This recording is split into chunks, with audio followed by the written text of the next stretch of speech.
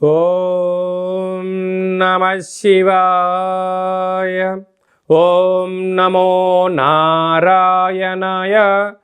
నరదృష్టి నివారణ కాళభైరవాయ నమో నమః. అక్షర తులాభార నవగ్రహ దేవతాభ్యో నమో నమః. హరి ఓం. మా ఛానల్కి స్వాగతం. చూస్తున్న వీక్షకులకు ప్రేక్షకులకు ప్రియ కాళభైరవ భగవద్బంధులకి స్వాగతం పలుకుతూ మమ్మల్ని ఎంతగానో ఆదరిస్తూ ఉండబడినటువంటి ప్రియ సోదర సోదరీమణులకు సనాతన ధర్మ సంరక్షకులకు సమస్త భగవద్బంధువులకి స్వాగతం పలుకుతూ అందరికన్నా ముందుగా హోలీ పూర్ణిమ శుభాకాంక్షలు. 1-3-2025 నుండి 15-3-2025 వరకు పుట్టినటువంటి వారందరికీ కూడా ముందస్తుగా జన్మదిన శుభాకాంక్షలు. గతంలో వివాహం చేసుకున్న వారికి వివాహ వార్షికోత్సవ శుభాకాంక్షలు. ద్వాదశ రాశుల్లో గ్రహ గమనాన్ని వీక్షింపచేద్దాం. వృషభ రాశిలో దేవగురు బృహస్పతి సంచార స్థితి, మిథున రాశిలో కుజ భగవానుడు సంచార స్థితి, కన్య రాశిలో కేతు భగవానుడు సంచార స్థితి, కుంభరాశిలో ఏడాది తర్వాత రవి మరియు శని భగవానుడు యొక్క సంచార స్థితి, మీనరాశిలో బుధుడు శుక్రుడు రాహు సంచార స్థితితో ద్వాదశ రాశుల్లో గ్రహ గమనాలు ఈ విధంగా ఉన్నాయి.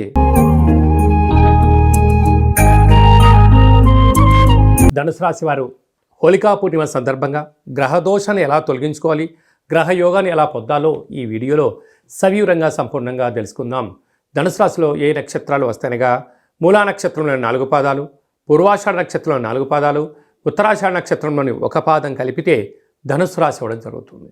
అలాగే చాలామందికి పుట్టినటువంటి కాల సమయంలో డేట్ ఆఫ్ బర్త్లు లేనటువంటి కారణం వలన పేరు యొక్క మొదటి అక్షరాన్ని అనుసరిస్తూ ఆ రాశిని తెలుసుకునే ప్రయత్నం చేద్దాం. ఏ, యో, బా, బి, బు, ధ, బా, డా, బే అక్షరాల వారందరూ కూడా ధనుసు రాశి జాతలే. ధనుసు రాశి యొక్క అధిపతి దేవగురు బృహస్పతి. 30 సంవత్సరాల తర్వాత రవి భగవానుడు కుంభరాశిలో శని భగవాన్తో కలిపి సంచారం చేయడం చాలా అరుదైనటువంటి రోజులు అని చెప్పి గమనించాలి. కనుక రాబోయే కాలంలో షష్ఠగ్రహ కూటమి కూడా రాబోతుంది. అర్ధాష్టమ బుధుడు, అర్ధాష్టమ శుక్రుడు, అర్ధాష్టమ రాహు సంచార స్థితి ఉన్నప్పుడు పరిస్థితులు తల్లకిందులయ్యే పరిస్థితి ఉంటుంది. ఆరోగ్యము, ఉద్యోగము, స్థానచలనము, వ్యాపారాలు, పెట్టుబడులు, సమయం, ఆరోగ్యం అనుకూలించలేని పరిస్థితుల్లో ఉంటుంది. ఇలాంటి కాల సమయంలోనే మీరు ఓపిక, పట్టుదల, సహనంగా ఉండాలి. కొన్ని వేల వీడియోలలో మీరు ఈ వీడియో చూస్తున్నారు అన్నట్లయితే నవగ్రహ దేవతల అక్షర తులాభార మహోత్సవ కార్యక్రమంలో పాల్గొనే సమయం ఆసన్నమైందని చెప్పి మీరు గుర్తుపెట్టుకోగలగాలి.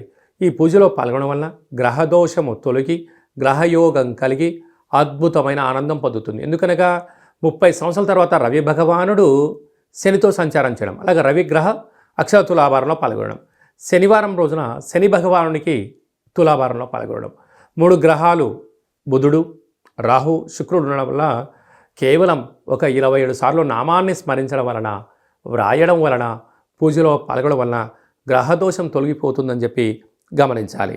అలాగే 6వ స్థానంలో దేవగురు బృహస్పతి శత్రు సంతానస్థితి, సప్తమంలో కుజుడు కుజదోష యొక్క ప్రభావం కనుక గ్రహాలు అంతగా అనుకూలంగా లేవు కనుక మీ జన్మ నక్షత్రం రోజున పూర్ణిమ అష్టమి తిథులందున వాగ్వివాదాలకు దూరంగా ఉండండి.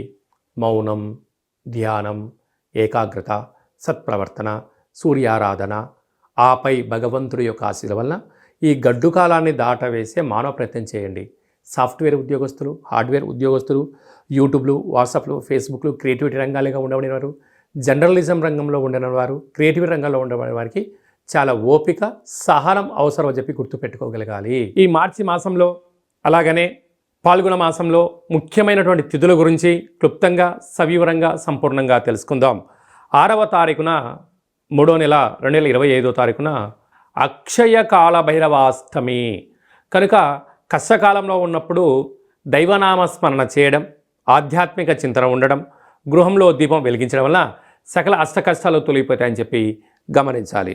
13వ తారీఖున పాల్గొనమాస శుద్ధ పూర్ణిమ హోళికా పూర్ణిమ చేస్తూ ఉంటాం కనుక కామద దహన కార్యక్రమంలో పాల్గొందాం, స్వామివారి యొక్క ఆశీస్సులు పొందుదాం, అఖండ అష్టకష్టాలకు స్వస్తి పలుకుదాం.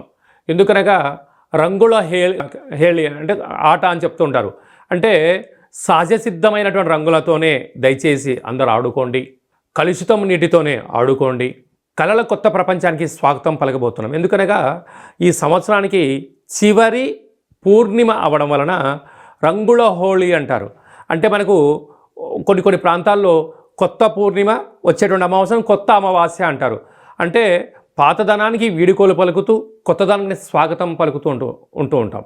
అందుకే మనం అందరము కూడా రంగులతో అలంకరించుకొని ఆడుకొని ఈ పాత సంవత్సరంలో అంటే తెలుగు సంవత్సరాల్లో ఈ జ్ఞాపకాలంతను కూడా మధుర స్మృతులను గుర్తుపెట్టుకుంటూ పడ్డ అష్టకష్టాలకు స్వస్తి పలుకుతూ అష్టైశ్వర్యానికి రాబోయే కాలంలో స్వాగతం పలకాలని రంగులతో ఆటలాడుకొని మంచి కొత్త సంవత్సరానికి స్వాగతం పలుకుతాం. కనుక ఆడుకునేటువంటి వారందరూ కూడా దయచేసి సహజసిద్ధ రంగులతోనే ఆడుకోండి, కలుషితం లేని జీవనాన్ని పొందండి. ఎందుకనగా చాలా ప్రాంతాల్లో స్కిన్, హెయిర్, కళ్ళు ప్రాబ్లం అయిన సందర్భాలు కూడా చాలా ఉంటున్నాయి. దయచేసి ఎవరు కూడా పండగ పూట బాధపడకూడదు అనేటువంటిది మన సనాతన ధర్మం. అందరూ క్షేమంగా ఉండాలి, అందరూ ఆయురారోగ్యాలుగా ఉండాలి. పాత సంవత్సర పూర్ణిమకు వీడుకోలు పలుకుతూ కొత్త ఉగాది పండుగకు స్వాగతం పలుకుతూ కనుక మనమందరం కూడా వీలైతే శ్రీ రమా సాహిత్య సత్యనారాయణ స్వామి వ్రత పూజ కార్యక్రమంలో పాల్గొనడం, దత్తాత్రేయ స్వామి యొక్క దర్శనం, శివాలయంలో పూజా కార్యక్రమం, కాళభైరవ హోమంలో పాల్గొనడం వలన సకల అష్ట కష్టాలన్నీ తొలగిపోయి కొత్త సంవత్సరానికి స్వాగతం పలకబోతున్నాం. అందరికీ శుభం, జయం, లాభాన్ని భైరవ స్వామి ఆశించాలని కోరుకుందాం. అది కాకుండా ఇంకనూ మనం విజయం సాధించగలగాలి అని అంటే ఏం చేయాలో అనేది మీకు ఒకసారి చూపిస్తాను. ఈ యొక్క పాత్ర కంచు పాత్ర అంటారు. మనకు రాసులు 12 ఎలా ఉంటాయో 12 యొక్క రాసులను ఇందులో అచ్చు వేయడం జరుగుతుంటుంది. ఈ పాత్రను మనం ఇంట్లో ఉంచుకొని ప్రతిరోజు ఉదయం పూజ చేసిన తదనంతరము, సూర్య నమస్కారం చేసిన తదనంతరము ఇలా శబ్దం చేస్తే ఓంకార శబ్దం రావడం జరుగుతుంది.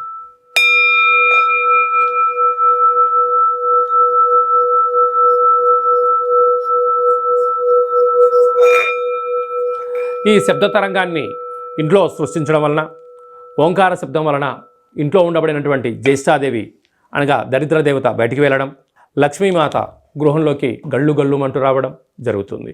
కనుక ఈ కాళభైరవ స్వామికి అక్షయపాత్ర, కాళభైరవ స్వామికి పిరమిడ్లు, డాలరు, కంకణము మీకోసం ప్రత్యేకంగా కాళభైరవ హోమాన్ని చేయించి వీడియో కాల్ ద్వారా చూపించి 27 రకాల వస్తువులతో దిష్టి తీయించడం జరుగుతుందని చెప్పి కూడా గమనించాలి. అలాగే మనం నవగ్రహాల చేత బాధపడే వాళ్ళమందరము కూడా ఓ చిన్న రెమెడీ పరిహార కార్యక్రమాన్ని కూడా ఏర్పాటు చేయడం జరుగుతుంది. కళౌ వెంకటేశ్వర అంటారు. అంటే కలియుగ కాలంలో వెంకటేశ్వర స్వామిని స్మరించిన, ధ్యానించిన యోగదాయకం అని చెప్తారు. కనుక గ్రహ దోషాలు, సకల దోషాలు తొలగిపోయి వాటిని నశింపజేసే శక్తి భగవంతుడికి ఉంటుంది. అలాగని మనకు ప్రతి నెలలో మనకు ఆదివారము, సోమవారము, మంగళవారం అని చెప్పి 4 మంగళవారాలు, 4 శనివారాలు లేక 5 సోమవారాలు వస్తూ ఉంటాయి. ఇలాంటి కాల సమయంలో ఆదివారం పూట సూర్య భగవానునికి స్మరించడం, 27 సార్లు నామాన్ని వ్రాయడం, సోమవారం పూట చంద్రుని స్మరించడం, 27 నామాలు వ్రాయడం. ఇలాగ వారంలో 7 రోజులకు 9 గ్రహాలకు నామ ఇతి మంత్రియత అంటే నామాన్ని స్మరించడం, నామాన్ని వ్రాయడం వలన భగవంతుడి యొక్క ఆశీస్సులు మన మీద ఉంటాయి. ఈ ఆదివారం రాసినటువంటి పత్రాలను మన యొక్క దేవాలయంలో నవగ్రహ తులాభార, అక్షర తులాభార మహోత్సవ కార్యక్రమాన్ని ఏర్పాటు చేయడం జరిగింది. ఒకవైపు సూర్యభగవాను త్రాసులో కూర్చోబెట్టడం, మరోవైపు మనం రాసిన అక్షర పత్రాలను అందులో ఉంచి తులాభారం చేయడము, ధాన్యంతో తులాభారం చేయించి వీరందరికీ ప్రత్యక్ష ప్రసారాన్ని ఏర్పాటు చేయడం జరుగుతుంటుంది. కనుక కేవలం ఒక 108 నామములతో మనము రాసి మీరు పంపించినట్లయితే, ఈ రాయాలి అనుకుంటున్న వారందరూ కూడా ఈ కింద నెంబర్ సంప్రదించినట్లయితే ఈ రాసే పత్రాలను వాట్సాప్ ద్వారా కానీ కొరియర్ ద్వారా కానీ మీకు అందజేయడం జరుగుతుంది. రాసిన తర్వాత మళ్ళీ ఫోటో తీసి వాట్సాప్లో పంపిస్తే సూర్యగ్రహ దోషం ఉన్నప్పుడు సూర్యగ్రహ తులాభారంలో, శని భగవాను యొక్క దోషం ఉన్నప్పుడు శని భగవాను తులాభారంలో ప్రత్యక్ష ప్రసారాన్ని వీక్షింపజేయచ్చు, భగవంతుడి యొక్క ఆశీస్సులు పొందగలరు అని చెప్పి ఒక చిన్న విన్నపం. ఎందుకనక ప్రతిరోజు నిత్య నైతిక కార్యక్రమంలో 5 నిమిషాలు భగవంతుడి కోసం కేటాయిద్దాం, గ్రహ దోషాలు తొలగించుకుందాం, ఐశ్వర్యానికి ఆనందానికి స్వాగతం పలుకుదాం అనేటువంటిది చిన్న విన్నపం. అలాగనే మీ వ్యక్తిగత జాతకం తెలుసుకోవాలనుకుంటున్నారా? మీరు పుట్టినటువంటి తేదీ, నెల, సంవత్సరం, సమయం రాసి మీరు వాట్సాప్లో పంపించగలిగినట్లయితే 100 సంవత్సరాల జాతకాన్ని సవివరంగా సంపూర్ణంగా వ్రాసి పంపించి మీరు పుట్టినప్పుడు గ్రహ గమనాలు ఎలా ఉన్నాయి, ప్రస్తుతం ఎలా ఉంటున్నాయి, రాబోయే కాలంలో ఎలా ఉండబోతున్నాయో సవివరంగా తెలియజేయడం జరుగుతుంటుంది. మన దగ్గర అదే కాకుండా డేటా ఆఫ్ బర్త్లు లేనటువంటి వారికి మీ పేరు యొక్క మొదటి అక్షరాన్ని అనుసరిస్తూ రాశిని తెలియజేస్తూ రాశి యొక్క స్థితిగతులను మీకు తెలియజేస్తూ రమణ శాస్త్రం ద్వారా అనగా కాళ్ళ భైరవ ఉపాసన చేత గవ్వల ద్వారా భూత భవిష్యత్ వర్తమానాన్ని తెలియజేయడం జరుగుతుంది. అలాగే పుట్టినటువంటి పిల్లలకు ఆధ్యాత్మికమైన నామాలు ఎలా పెట్టాలో మీరు ఏమైనా సతమతమవుతుంటే ఆ పుట్టినటువంటి సమయాన్ని రాసి పంపించినట్లయితే ఆధ్యాత్మికమైన నామాలను కూడా మీకు రాసి పంపించడం జరుగుతుంది. అలాగనే ప్రేమికుల మధ్య విభేదాలు కానీ భార్యాభర్తల మధ్య ఆటంకాలు కానీ స్వల్పంగా ఉన్నప్పుడు చిలికి పెద్దగా చేసుకొని పోలీస్ స్టేషన్లు గొడవలు అంటూ విడిపోయే పరిస్థితి అలాగా తెచ్చుకోకుండా సమస్య ఎందుకు వస్తుంది, వాటిని నివారించడం ఎలా అనే విషయాన్ని తెలుసుకున్నట్లయితే మనం సంపూర్ణమైనటువంటి స్వామివారి యొక్క సేవలో ఆధ్యాత్మిక చింతనగా ఉంటూ దైవనామాన్ని స్మరించడం వలన మిమ్మల్ని అద్భుతమైనటువంటి ఈ కష్టాలకు స్వస్తి పలికి ఐశ్వర్యం స్వాగతం ఎలా పలకాలో తెలియజేయడం జరుగుతుంది. కనుక ఆసక్తి గలవారు ఈ కింద మంది అపాయింట్మెంట్ తీసుకొని సంప్రదించగలరు. అందరికీ శుభం, జయం, లాభం జరగాలని కోరుకుంటూ కొత్త పూర్ణిమకు స్వాగతం పలుకుతూ ఈ సంవత్సరానికి విడుకోలు పలుకుతూ రంగుల హోళీ శుభాకాంక్షలు మరొకసారి అందరికీ ఆశీర్వచనం. శతమానం భవతి శతాయు పురుష సతేంద్రియ ఆయుష్యేవేంద్రియే ప్రతిష్టతి. ధనం ధాన్యం బహుపుత్రలాభం శత సంవత్సరం దీర్ఘమాయు. సర్వే జనా సుఖినో భవంతు. లోకా సమస్తా సుఖినో భవంతు. సర్వం నవగ్రహ దేవత అక్షరతులాభార దేవతార్పణమస్తు. హరి ఓం. ఈ వీడియో మీకు నచ్చినట్టయితే లైక్ చేయండి, షేర్ చేయండి, మా ఛానల్ని సబ్స్క్రైబ్ చేసుకోండి. మేము చేస్తున్న ఆధ్యాత్మిక వీడియోలు అందరికన్నా ముందుగా మీరు వినాలి అనుకుంటున్నట్టయితే ఆలన బటన్ తెలియచేయండి. ఈ యొక్క వీడియోని భగవద్బంధులకు, మిత్రులకు, స్నేహితులకు చేరవేసి వారి క్షేమం గురించి కూడా మీరు ఆలోచించే ప్రయత్నం చేయండి. సర్వత్రా శుభం, జయం, లాభం కలుగుతుంది.